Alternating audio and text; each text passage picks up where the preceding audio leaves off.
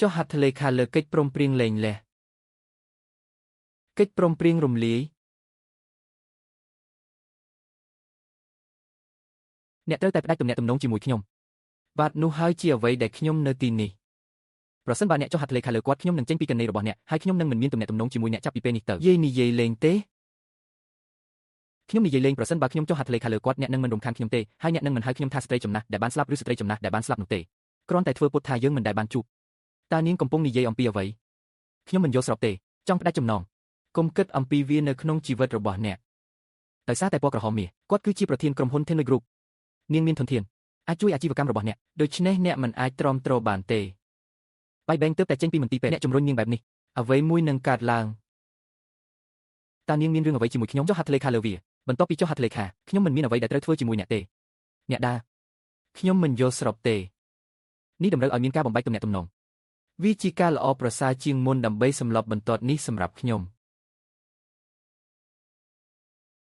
មិននៅទីនេះដើម្បីឆ្លោះជាមួយអ្នកទេខ្ញុំនៅទីនេះដើម្បីជូនដំណឹងដល់អ្នកមិនថាអ្នកដូចគ្នាឬខុសគ្នានោះទេអ្នកមិនអាចផ្លាស់ប្ដូរលទ្ធផលនៃបញ្ហានេះបានទេខ្ញុំសង្ឃឹមថាអ្នកយល់មុនពេលអ្នកទៅទំនាក់ទំនងនិមិត្តនេះរវាងកូនចិញ្ចឹមនិងឪពុកម្ដាយកូនតើនេះមានន័យយ៉ាងណាជាបោកគឺជាកូនប្រុសបង្កើតរបស់អ្នកមែនទេអ្នកមិនដែលដឹងទេតើអ្នកត្រូវទេតើអ្នកដឹងថាអ្នកចង់មានន័យយ៉ាងណាទេខ្ញុំមិនយល់តតែសោះអ្នកអាចយល់បានតើអ្វីដែលម៉ាក់និយាយពិតឈៀវបៅមិនមែនជាកូនប្រុសបង្កើតរបស់ខ្ញុំទេ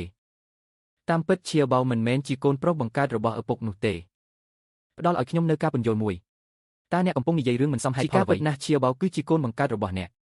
ខ្ញុំដឹងថាអ្នកមានការអាក់អន់ចិត្តចំពោះខ្ញុំបាទអ្នកមិនអាចប្រើពាក្យកុហកដើម្បីដាក់ខ្ញុំទេខ្ញុំកំពុងនិយាយការពិតនៅតែកុហកអ្នកជឿវាអ្នកដឹងហើយនេះជាបញ្ហាគ្រួសាររបស់អ្នកវាមិនមានអ្វីតាក់ទងនឹងខ្ញុំទេជាលទ្ធផលយើងចាក់ចេញតើអ្នកចង់មានន័យដូចម្ដេចបញ្ឈប់ខ្ញុំ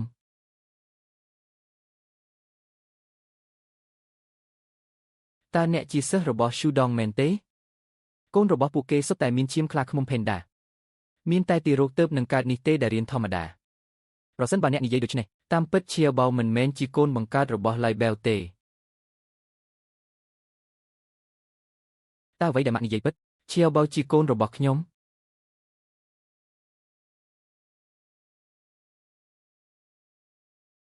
ហេតុអ្វីបានជាអ្នកសាច់ខ្ញុំបានសុំឲ្យអ្នកនិយាយឥឡូវនេះតាចាស់និយាយចេញហើយ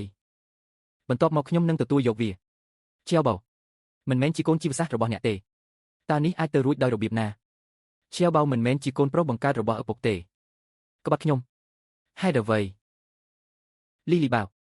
រហូតមកដល់ពេលនេះមិនទាន់យល់ទេខ្ញុំធ្វើបែបនេះទាំងអស់សម្រាប់ការសងសឹកលើអ្នកនិង Kenfer របស់អ្នក